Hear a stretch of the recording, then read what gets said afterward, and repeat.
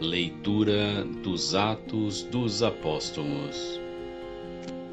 Naqueles dias, os que conduziram Paulo levaram-no até Atenas. De lá, voltando, transmitiram a Silas e Timóteo a ordem de que fossem ter com ele o mais cedo possível, e partiram. De pé, no meio do aerópago, Paulo disse: Homens atenienses, em tudo eu vejo que vós sois extremamente religiosos. Com efeito, passando e observando os vossos lugares de culto, encontrei também um altar com esta inscrição: Ao Deus desconhecido. Pois bem, esse Deus que vós adorais sem conhecer é exatamente aquele que eu vos anuncio. O Deus que fez o mundo e tudo o que nele existe, sendo Senhor do céu e da terra. Ele não habita em santuários feitos por mãos humanas. Também não é servido por mãos humanas, como se precisasse de alguma coisa, pois é Ele que dá a todos vida, respiração e tudo o mais. De um só homem, Ele fez toda a raça humana para habitar sobre a face da terra, tendo fixado os tempos previamente estabelecidos e os limites de sua habitação. Assim fez para que buscassem a Deus e para ver se o descobririam, ainda que as apalpademas. Ele não está longe de cada um de nós, pois nele vivemos, nos movemos e existimos, como disseram algum dentre vossos poetas. Somos da raça do próprio Deus.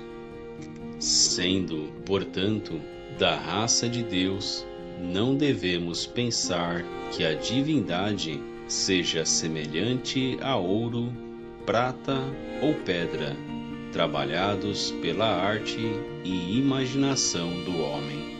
Mas Deus, sem levar em conta os tempos da ignorância, agora anuncia aos homens que todos e em todo lugar se arrependam. Pois ele estabeleceu um dia em que irá julgar o mundo com justiça, por meio do homem que designou diante de todos, oferecendo uma garantia ao ressuscitá-lo dos mortos. Quando ouviram falar da ressurreição dos mortos, alguns caçoavam e outros diziam: Nós te ouviremos falar disso em outra ocasião. Assim, Paulo saiu do meio deles. Alguns, porém, uniram-se a ele e abraçaram a fé. Entre eles estava também Dionísio, o Areopagita, uma mulher chamada Dâmaris e outros com eles. Paulo deixou Atenas e foi para Corinto. Palavra do Senhor, graças a Deus. Responsório: da vossa glória estão cheios o céu e a terra. Louvai o Senhor Deus nos altos céus, louvai-o no excelso firmamento, louvai-o, anjos seus, todos louvai-o.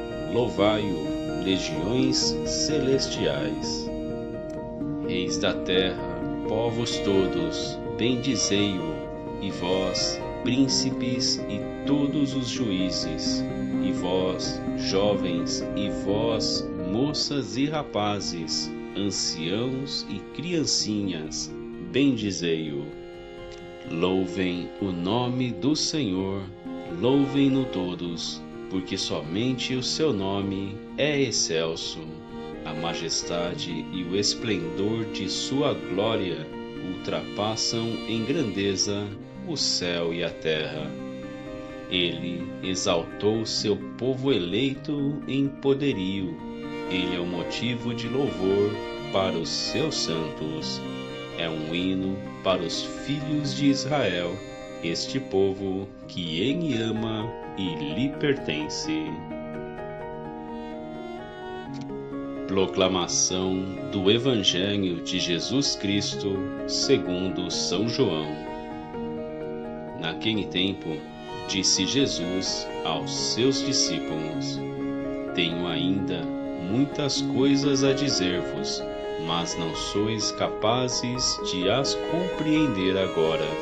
Quando, porém, vier o Espírito da verdade, ele vos conduzirá à plena verdade. Pois ele não falará por si mesmo, mas dirá tudo o que tiver ouvido, e até as coisas futuras vos anunciará. Ele me glorificará, porque receberá do que é meu e vô-lo anunciará. Tudo o que o Pai possui é meu, por isso disse que o que ele receberá e vos anunciará é meu.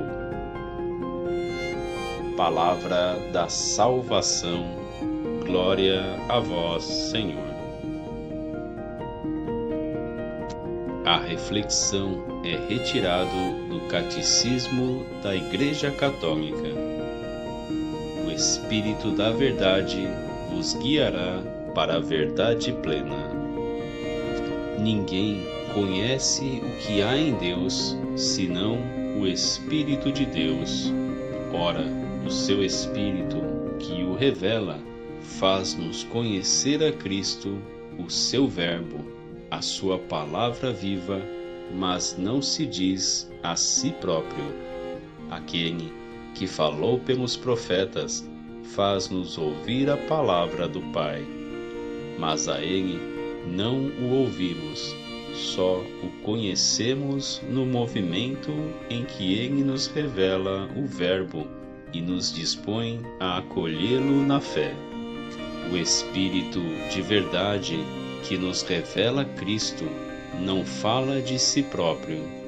Tal ocultação, propriamente divina, explica por que é que o mundo não o pode receber, porque não o vê nem o conhece, enquanto aqueles que creem em Cristo o conhecem, porque ele habita com eles e está neles.